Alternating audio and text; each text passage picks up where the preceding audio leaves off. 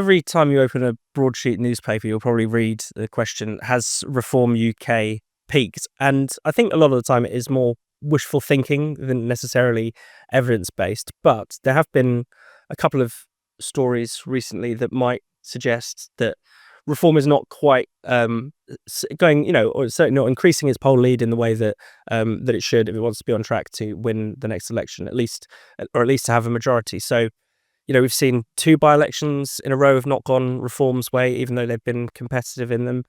And also there were some of the scandals surrounding Nigel Farage, such as the £5 million donation from a crypto billionaire. And there have also this week questions been raised about his £4 million property portfolio. Ross, I mean, do you think Reform has been derailed, or as I said in my intro, is it just wish fulfillment? Is it just a desire to see them be derailed that is generating this question around peak Reform? I don't think we've hit peak Reform. And I mean, it just depends what evidence you look at. So, Reform did win the Runcorn and Helsby by-election last year. They are maintaining an aggregate poll lead through hundreds of polls now, stretching over, multiple years where they've been the highest polling party. So I think anybody on the right or the left who underestimates Reform and the support that there is deeply across the country is probably deluding themselves. Having said that, Makerfield was always going to be a challenging seat. It's a seat that I never reasonably thought Reform had a hope of gaining. And the thing about parliamentary by-elections, when they come up in the middle of a parliament, they're always read as a national verdict on what's happening in Westminster, but we all know that that's not really the case. And you have to do a really deep seat-by-seat analysis to understand what actually drives results there. On the media's treatment of Nigel Farage, I mean, at the end of the day, if Nigel Farage has multiple properties in his property portfolio, who cares? Who cares about that? I don't think voters for a second really care about that. There's a lot of studies of how politicians are perceived, and everybody, pretty much across every demographic, perceives every politician, whether they're a left-wing politician or a right-wing politician. They over-index how wealthy they are in their estimation, and they over-index their moral degree of corruption or whatever else it is. Everybody thinks that politicians are bent. Yeah. So I don't put any faith in this kind of narrative. I think what is actually happening is there is a deep-seated fear in the top of the liberal media establishment that Reform is doing so well. And what we are going to see, and I think it's only just started, is a long and vicious campaign from certain newspapers, certain broadcast outlets, where journalists act as activists through their journalism. Not that, by the way, I think there's anything wrong with that. I just think that's the reality of the way that the system works. Some elements of the bureaucratic state will join in that. And it's the same problem fundamentally that I recognise that the Conservatives faced, in the run-up to 2019, when the forces who just deeply institutionally oppose that kind of politics, and around that time, the main issue was still Brexit. So it had that layer. This is going to get bigger and bigger. It's not going to go away. And part of it is the reality of Reform coming up against what it means to experience that level of national media scrutiny in this country. But let's not fool ourselves. Part of it is also a campaign. It's a campaign that is cooked up around the dinner party table for the kind of parties that we probably don't get invited to, although, I mean, I don't know, you may well. And it's concerted. And there will be activist journalists who work in partnership with opposition parties who oppose Reform. And that's a large amount of what's really going on here. Yeah, Luke, would you have a similar take? It does seem as if, they are spooked by Reform, and unless, Andy Burnham really turns things around, they will continue, I think, to be the largest party. And even, I'm sure a lot of people in the liberal media who hated the Tory government probably wish for the return of the Tories as the official, or as the leading opposition. Yeah, I think one thing Reform would be very unwise to underestimate is the risk of tactical voting against them across a number of different constituencies, but also the fact that there might be huge chunks of working class people that would never vote for Nigel Farage in a general election. That's a real risk, because Farage can be a popular political figure.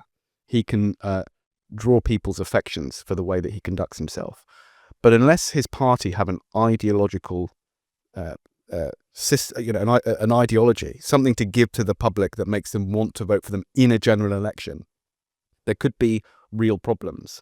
So I think Reform do need to now start asking themselves the difficult ideological questions, the difficult policy questions that perhaps they've been a bit fluffy over. I'm thinking specifically of things like asylum and immigration. It's perfectly sensible that they haven't thought out a complete policy platform yet. You wouldn't expect that at this stage. But at the moment, Zia Youssef speaks a lot about the level of deportations they want to achieve. He speaks a lot about the mechanisms by which they'll achieve a certain number of deportations within a particular time. But actually, when you look at the British public's thinking on this, they don't just want people deported for the sake of it. There's more substance to it. They're concerned around protecting the rights of people that have been here for a long time, people who've come here from the Windrush generation, for example. And so Reform have to spell out things like, what do you mean by here illegally? Because actually what we saw with the Windrush scandal is that all sorts of people were caught up in the here illegally bracket that the British public definitely don't want deported, people who have been here for decades but who happen to not have the right paperwork and things. These are the kind of really tough questions that Reform are going to have to answer. And the risk for them is twofold. One, that the British public don't like their answer and that therefore do coalesce around any party that isn't Reform in enough constituencies to make any majority impossible. But two, it fractures the vote on the right, because the pressure from Restore is real, and I think didn't have the impact that people thought it would have in Makerfield, but could have an impact on some marginal seats elsewhere. They're going to have to set out their ideological project for the country. They haven't done that yet. But what hasn't gone anywhere is the coalition that all parties are fighting over. It's the coalition that won the Brexit vote. It's the coalition that gave Boris Johnson his majority. It's this, what you might call working class, socially conservative bloc. Call it the Red Wall, call it whatever you want. But the main parties are still fighting over how to win that block of the country.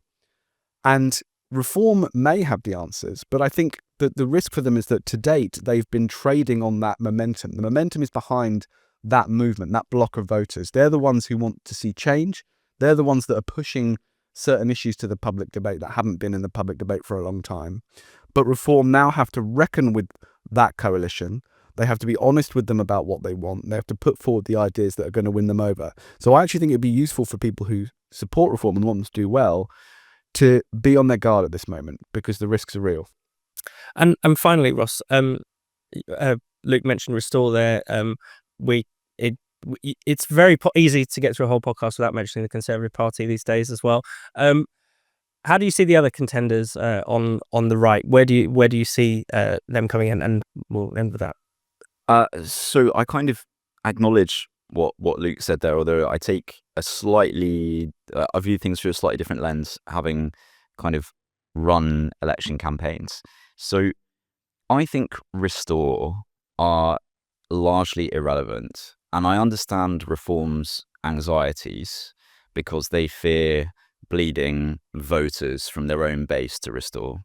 But there's no real evidence, and we just had a real-world test case in the Makerfield by-election where Restore underperformed in a seat that was actually very favourable to them historically. You couldn't really have come up with a seat that Restore would have had a better shot in. And they deployed activists and they spent money, and nothing happened. So fewer votes than the BNP got, I think, in 2010 or when they're at their correct. Yeah. And that is an historically favourable seat for the BNP relatively, although, you know, the track record of the BNP in this country tells you everything you need to know, which is that it's a party that has barely ever produced any kind of meaningful result whatsoever. So I think there is a risk, actually, that Reform strategically over-index how much they need to think about Restore. Reform should be thinking about what their dividing lines are with the Labour Party, because as it stands in the current polling situation, all other things being equal, the next general election will be a battle between the Labour Party and Reform to form the UK government. So I'm not saying that they should not work on these issues at all, but they should spend the vast majority of their time really deeply understanding what they think about Andy Burnham and Labour policy and what the dividing lines are for a campaign. On policy development, I'm kind of less worried about that. I think Reform understand from the people I speak to, I think they understand the importance of policy development and getting their ducks in a row on policy. I'm much more concerned about how they operate tactically, because in a general election, there are two kind of constituencies, to use a term, that really matter. There's the country, which is, very varied battleground, where you have to understand deeply how your politics moves in different areas across a huge battleground. But there's also the Westminster class of opinion formers, and the same in the devolved administrations, who set the agenda of what is talked about on broadcast and in the air war. So those are two different constituencies concerned largely with two different sets of priorities. And the reality is that you have to be able to win or deal with at least both constituencies. And I think Reform are well ahead in much of the country, and rightly a lot of their attention is there. I think when it comes to dealing with the completely different way that elite opinion is formed in the UK, I think that is something to be very concerned about, because ultimately the formers of elite opinion inform the agenda, for example, of the BBC, which is a huge factor. They can shape perceptions, and they know what they're doing when they do that. So you have to have this strategy that manages to deal with both. And I'm sure it's something they're thinking about deeply. But this was the institutional strength of the Conservative Party, because it had relationships with elite opinion formers, where even if those elite opinion formers weren't at all conservative themselves, and certainly weren't pro-Brexit for the large part, they felt some degree of enfranchisement in the political project that was being put forward at the general election. And that is a kind of frustrating and suboptimal piece of work, but all political parties have to do it to be truly competitive. Otherwise, they lose a grip on what is being said about them, and eventually that bleeds into broader perceptions.